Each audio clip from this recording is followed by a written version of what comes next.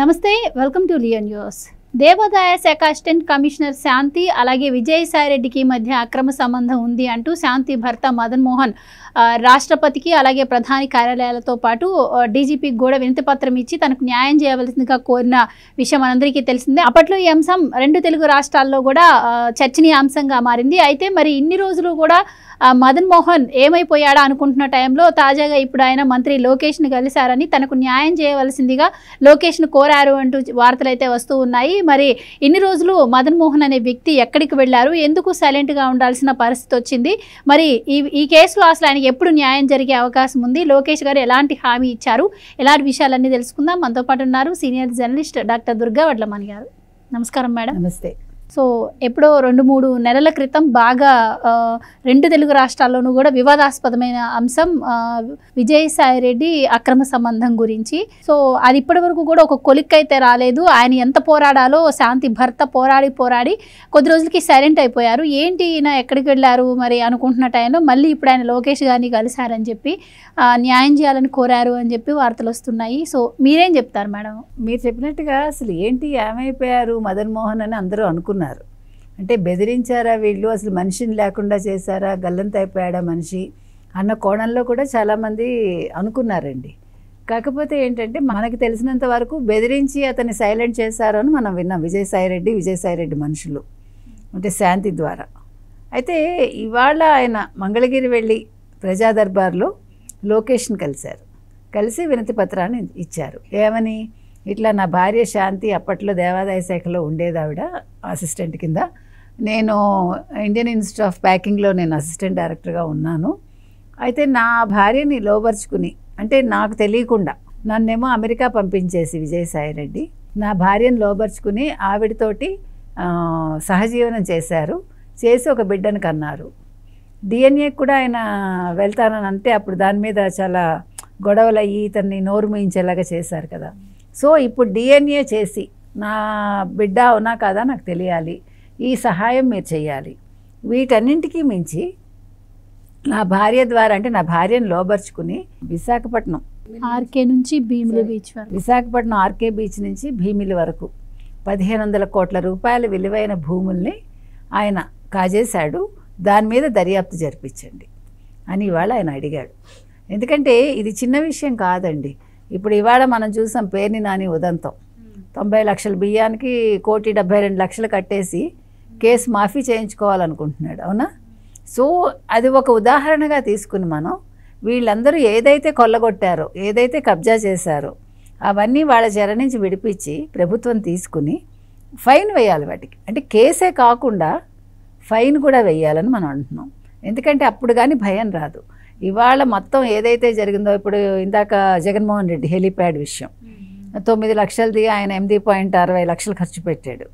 So దానికి double amount అతని దగ్గర నుంచి వసూలు చేయాలి. అలాగే ఫెన్సింగ్ 13 కోట్లు, 12 కోట్ల చిల్లర, దానికి డబలు. ఎలకల కోసం 1.67 దానికి డబలు. నిమ్మకాయ నీళ్ళు 28 లక్షలు దానికి డబలు. అట్లా ఎవరైతే తప్పు చేశారో వాళ్ళ దగ్గర నుంచి డబల్ అమౌంట్ వసూలు చేసి వాళ్ళ మీద కేసులు నమోదు చేయాలి. ఎందుకు అడుగుతున్నామంటేనండి, ఇవాళ పేర్ని నాని భార్యది ఒక ఎగ్జాంపుల్గా తీసుకోవాలి అందరూ కదా. తప్పు చేసి దాన్ని మాఫీ చేసుకోవటానికి నువ్వు ఎంత డబ్బైనా కట్టేస్తావా? ఇవాళ పాప మదన్ మోహన్ అనే వ్యక్తి అంటే ఇప్పుడు ఒక ధైర్యం వచ్చింది ఆయనకి, వెళ్ళి కలిస్తే లోకేష్ని నాకు న్యాయం జరుగుతుంది అని ఆయన వచ్చి కలిశాడు. ఇప్పుడు ఇక్కడ ఇంకొక పాయింట్ ఏంటి మనం చెప్పాలంటే, లోకేష్ గారు చేయాల్సిన పని, అతనికి ప్రాణహాని ఉండొచ్చు ఇప్పుడు.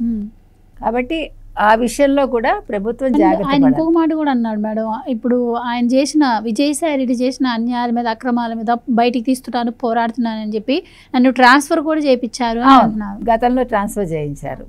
అంటే ట్రాన్స్ఫర్ చేయించడం వెనక రెండు అంశాలండి. ఒకటి ఆయన అక్రమాలు అన్యాయాలు బయటపెట్టడం, 2 శాంతిని లోబర్చుకోవాలి కాబట్టి అది కూడా ఉంటుంది. వాళ్ళైతే అప్పటికే లోబర్చుకున్నారా మనకు తెలియదు. కాబట్టి ఇప్పుడు అదొకటి జరిగింది. ఇప్పుడు ఈయన ప్రాణాలకు ముప్పు ఉంటుంది కాబట్టి ఈ కోణంలో కూడా ప్రభుత్వం ఆలోచించాలని మనం చెప్తున్నాం. ఎందుకంటే మదన్ మోహన్ ఇవాళ ఎక్కడి నుంచి వచ్చాడు, సడన్గా ఎలా రాగలిగాడు, ఇంతకాలం ఏమయ్యాడు, ఈ విషయాల మీద కూడా దృష్టి పెట్టాలి లోకేష్ అంటే ఆయన డైరెక్ట్ కాదు, ఆయన ఎవరికైనా చెప్పి చేయించాలి. ఎందుకంటే అసలు ఎందుకు వచ్చాడు, ఎలా రాగలిగాడు ఇవాళ, ఇది కూడా ఒక క్వశ్చనే కదండి. 6 నెలలు అయిపోయింది. అతను ఇంచుమించు కనుమరుగయ్యి 3-4 నెలలు అయిందా? ఇంచుమించుగా ఈజీగా అయింది. కాబట్టి ఇన్ని రోజులు అసలు ఎలా ఉండగలిగాడు ఆయన, ఎక్కడున్నాడు, ఏం చేశాడు, ఏం జరిగింది, ఇప్పుడు ఎందుకు రాగలిగాడు, ఎలా వచ్చాడు, దీని వెనకాల ఇతనే ఉన్నారా, ఇంకా అది కూడా ఆలోచించాలి. ఏది కూడా అంటే మనం పాజిటివ్గాను చూడాలి, ఎట్ ద సేమ్ టైం చిన్న సందేహం అయితే ఉండాలండి. ఇవాళ మనకి కొలుసు పార్థసారథి విషయంలో ఏం జరిగింది, గౌతు శిరీష విషయంలో ఏం జరిగింది, మీరు తెలిసి చేసినా తెలియక చేసినా తప్పేగా. అందుకని అంటే నేను అనేది ఏంటంటే మనం ఎవరిని కూడా ఫర్ గ్రాంటెడ్గా తీసుకోకూడదు. వాళ్ళు వచ్చిన మోటివ్ మంచిదే అయి ఉండొచ్చు, కానీ అలాగని యువతల వాళ్ళు నమ్మేసి వాళ్ళని గుడ్డిగా నమ్మకూడదని చెప్తున్నాం. ఎవరిని కూడా మనం 1-2 సార్లు ఆరాధిస్తే కానీ ఏ విషయంలోనూ ఎంటర్ కాకూడదు. ఇప్పటికే కాకినాడ పోర్టు అంశంలో కూడా విజయసాయిరెడ్డి ఏటుగా ఉన్నారని చెప్పి ఆరోపణలు ఎదుర్కొంటున్నారు. ఆయన పైన లుక్అవుట్ నోటీసులు కూడా ఉన్నాయి. సో మరి ఇప్పుడు రాష్ట్ర వ్యాప్తంగా ఈ భూముల గురించి వచ్చిన ఆరోపణల నేపథ్యంలోనే రెవెన్యూ సదస్సులు కూడా పెడుతున్నారు. కేవలం ఈ సదస్సులు పెట్టడమే కాకుండా ముఖ్యంగా ఎవరైతే కబ్జాలకు ఎక్కువ పూనుకున్నారో విశాఖ అనగానే ముందుగా విజయసాయిరెడ్డి పేరు ఎక్కువగా వినిపిస్తున్న నేపథ్యంలో మరి ఆ దిశగా కూటమి సర్కార్ ఎందుకు విచారణ చేయలేకపోతుంది? ఇప్పుడు భూముల అంశాన్ని ఆయన ఏవైతే కబ్జా చేశారు 1500 కోట్లు అంటున్నారు, వీటిని వెలికి తీస్తే నిజానిజాలన్నీ బయటకు వచ్చే అవకాశం ఉంటుందంటారా? అప్పుడు ఈ మదన్ మోహన్ అనే వ్యక్తికి న్యాయం జరుగుతుందంటారా? మీరేం చెప్తారు? మీరు అన్నట్టుగా చేయట్లేదని మనం అనుకోవటానికి లేదండి. వాళ్ళు దృష్టి పెట్టారు, కాకపోతే ఒక్కసారి వచ్చేవి కదా అన్నీ. ఇప్పుడు ఎన్ని అంశాలు ఉన్నాయి అందులో. మీరు చెప్పండి, వైజాగ్ అనగానే విజయసాయిరెడ్డి, వైజాగ్కి లింక్ అంటే విజయసాయిరెడ్డి. అది ఏ అక్రమం అయినా, ఏ భూదందా అయినా, ఏదైనా. ఇప్పుడు జవహర్ రెడ్డి పేరు కూడా వస్తుంది కదా, చుక్కల భూముల విషయం అంటే జవహర్ రెడ్డి 800 ఎకరాలు వస్తుంది. సో ఎవరిని వదిలిపెట్టే ప్రసక్తి అయితే లేదు. కాకపోతే ఏంటంటే త్వరితగతిని చేయాలని మనం కోరుతున్నాం. ఇప్పుడు ప్రభుత్వం దృష్టి పెట్టే ఉండొచ్చు, ఆ దృష్టి సరిపోదు. మీరు ఎంత ఫాస్ట్గా చేయగలిగితే అంత ఫాస్ట్గా ఆ విషయాల్లోనూ న్యాయం జరుగుతుంది. ముఖ్యంగా మదన్ మోహన్కి కూడా న్యాయం జరగాలి. ఎందుకంటే మదన్ మోహన్ పాప ఇప్పటికి ఎంత ఏడాది అయిందండి, ఇంచుమించు 8 నెలలు 10 నెలలు అయింది కదా, 5 months ఇంచుమించు. అదే పోనీ ఎంత చూసుకున్నా 6 నెలల పైన అయింది. కాబట్టి ఈరోజు మదన్ మోహన్కి అన్యాయం జరిగింది కాబట్టి అతనికి న్యాయం జరగాలి. ఇప్పుడు ఆ బిడ్డ నా బిడ్డ కాదా అనేది అతని మనసును తొలుస్తోంది కదండి. అది కాదు నీ బిడ్డ అంటే గొడవ ఉండదు. ఇప్పుడు శాంతి అయినా చెప్పచ్చు సిన్సియర్గా, తప్పు లేదండి. ఈ రోజుల్లో అన్నీ ఓపెనే. ఇప్పుడు నీకు ఇష్టం లేదు, ఓకే, నాకు నువ్వు ఇష్టం లేదు, నేను నీతో ఉండను, నీ బిడ్డ కాదు అంటే అతను వేదన పడ్డు కదా. ఆడవాళ్ళు కూడా చాలా సున్నిత మనస్కులు అంటారు, ఎందుకు కఠినంగా ఉంటారో మనకు తెలియదు కొంతమంది. కాబట్టి ఏది ఏమైనా అతనికి మానసిక వేదన అనేది తగ్గాలండి, అతనికి ఒక న్యాయం జరగాలి భార్య విషయంలో. At the same time Vijayasai Reddy విషయంలో అతనికి జరిగిన అన్యాయానికి న్యాయం జరగాలి, ప్రజల భూములు కబ్జా చేసినందుకు అక్కడ న్యాయం జరగాలి. అది చాలా పెద్ద విషయం. ఇది ఒక రకంగా ఇది పెద్ద విషయమే. ఇది ఒక వ్యక్తికి సంబంధించిందైనా పెద్దదే, అది ప్రజలకు సంబంధించిందైనా పెద్దదే. కాబట్టి ఇవాళ లోకేష్ దీని మీద వెంటనే దృష్టి పెట్టి చర్యలు తీసుకుంటే బాగుంటుంది. Right madam, thank you so much. Thank you.